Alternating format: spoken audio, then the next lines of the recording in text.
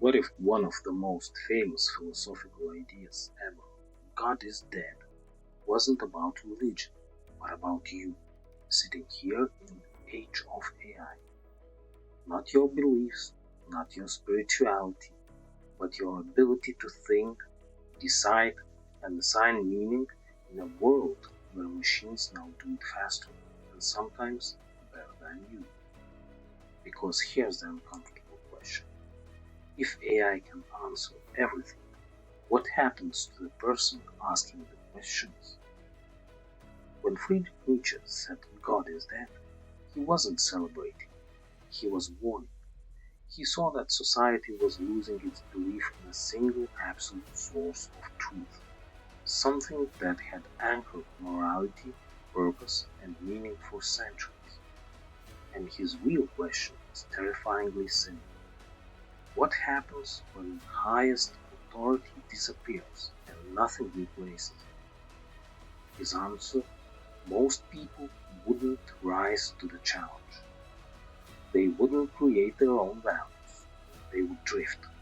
They would look for something else to tell them what's true, what matters, and what to do. Now, fast forward to today. We don't look to priests or sacred texts.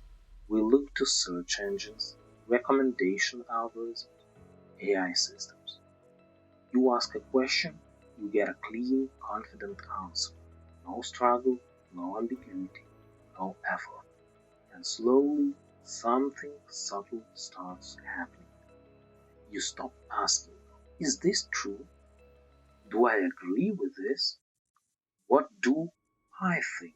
And instead, you start accepting. This is what the system says. That's not intelligence. That's outsourced judgment. Nietzsche feared a world without meaning, what he called nihilism. But today's risk is slightly different and arguably more dangerous. It's not that nothing has meaning, it's that meaning becomes prepackaged, auto-generated, and frictionless. You don't struggle to form beliefs, they're suggested to you. You don't wrestle with decisions, they're optimized for you.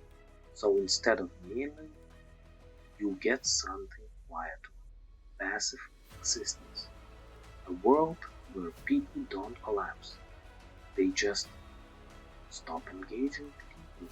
Nietzsche believed that after the collapse of old systems, a new kind of person has to emerge, the Ubermensch.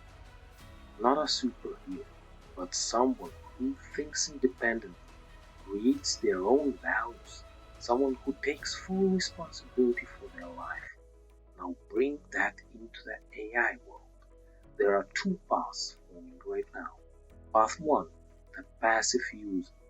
He relies on AI for answers, stops questioning, he optimizes for convenience, and he slowly loses depth. And then the second path is the self-directed thinker.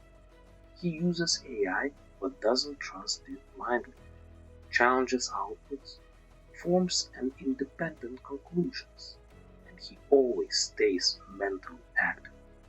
Same tools, but two completely different outcomes. Here's the part people don't like to hear.